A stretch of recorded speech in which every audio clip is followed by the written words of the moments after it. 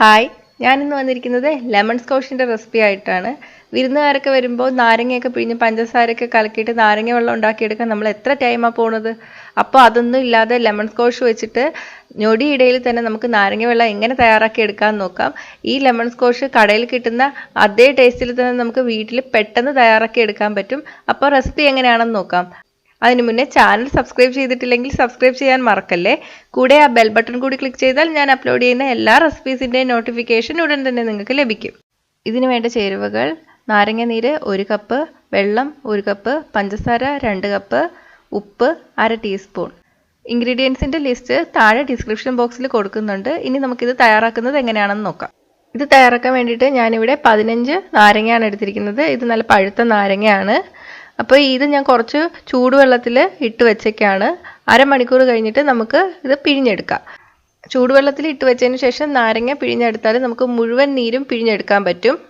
ഇനി ഇതിന് വേണ്ടിയിട്ടുള്ള പഞ്ചസാര പാനി തയ്യാറാക്കി എടുക്കണം. നേരത്തെ ഞാൻ നാരങ്ങ പിഴിഞ്ഞപ്പോൾ എനിക്ക് 1 കപ്പ് നാരങ്ങ നീരാണ് കിട്ടിയത്. അപ്പോൾ നമ്മൾ എത്ര നാരങ്ങ നീരാണോ എടുക്കുന്നത് അതിൻ്റെ ഇരട്ടി പഞ്ചസാരയാണ് എടുക്കേണ്ടത്.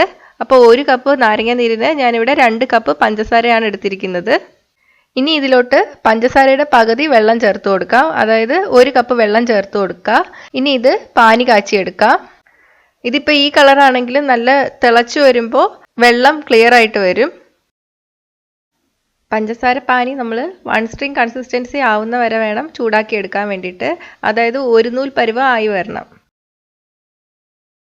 ഒന്ന് കുറുകി വരുമ്പോഴേക്ക് ഒരു തുള്ളി എടുത്ത് ഒരു പാത്രത്തിൽ വെച്ചതിന് ശേഷം നമ്മുടെ 2 വിരലിൻ്റെ ഇടയിൽ ഒന്ന് വെച്ച് നോക്കുക. ഇതുപോലെ വെച്ച് നോക്കുമ്പോൾ പൊട്ടിപ്പോവുകയാണെങ്കിൽ അത് ശരിയായില്ല. അപ്പോൾ കുറച്ചും കൂടി ടൈം കഴിഞ്ഞിട്ട് നമുക്ക് ഒന്നും കൂടി വെച്ച് നോക്കാം. ഇപ്പോൾ ഒരു 5 മിനിറ്റ് കഴിഞ്ഞിട്ടുണ്ട്. ഞാൻ ഒന്നും കൂടി നോക്കുകയാണ്. ഇപ്പോൾ ഇതാ ഒരു നൂല് പോലെ വന്നിട്ടുണ്ട്. അപ്പോൾ ഇത് റെഡി ആയിട്ടുണ്ട്. ഇത് ആയ ഉടനെ തന്നെ തീ ഓഫ് ചെയ്യുക, അല്ലെങ്കിൽ അത് 2 സ്ട്രിങ് കൺസിസ്റ്റൻസി ആവും. എന്നിട്ട് ഈ പഞ്ചസാര പാനി നല്ല പോലെ ചൂടാറാൻ വയ്ക്കുക. ഇപ്പം നല്ലപോലെ ചൂടാറി വന്നിട്ടുണ്ട്. ഇനി ഇതിലോട്ട് നാരങ്ങ നീര് ചേർത്ത് കൊടുക്കാം. ഈ നാരങ്ങ നീരിൽ വെള്ളമൊന്നും ചേർത്തിട്ടില്ല, വെറും നാരങ്ങ നീരാണ്. അത് ചേർത്ത് കൊടുക്കുക. എന്നിട്ട് നന്നായിട്ട് ഇളക്കി യോജിപ്പിക്കുക. ഇതിലോട്ട് 1/2 ടീസ്പൂൺ ഉപ്പ് കൂടി ചേർത്ത് കൊടുക്കാം.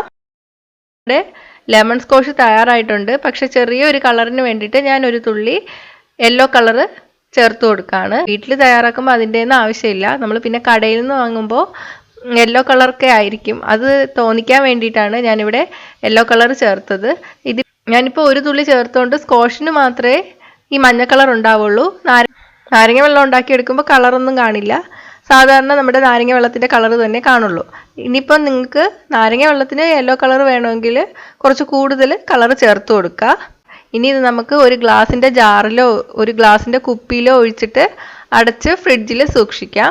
ഈ ഗ്ലാസ് ജാറ് ചൂടുവെള്ളത്തിൽ കഴുകി ഉണക്കിയെടുത്തതാണ്. പച്ചവെള്ളം കൊണ്ട് കഴുകിയ ജാറിൽ ഈ സ്കോഷ് ഒഴിച്ചു വയ്ക്കരുത്, എന്നാൽ അത് പെട്ടെന്ന് കേടായി പോവും.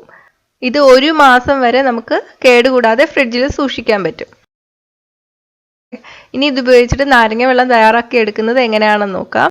അതിന് വേണ്ടിയിട്ട് 3 ടേബിൾ സ്പൂൺ സ്കോഷ് എടുക്കുക. നമ്മൾ സ്കോഷ് എടുക്കാൻ ഉപയോഗിക്കുന്ന സ്പൂണിലും വെള്ളം നനവ് ഉണ്ടായിരിക്കരുത്, എന്നാൽ സ്കോഷ് കേടായി പോവും.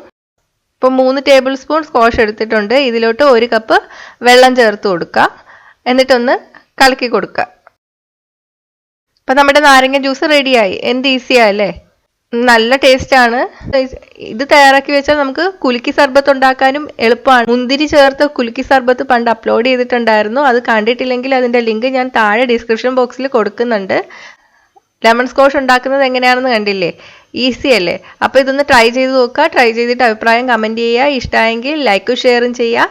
കൂടുതൽ റെസിപ്പികൾക്കായിട്ട് ചാനൽ സബ്സ്ക്രൈബ് ചെയ്യാൻ മറക്കല്ലേ.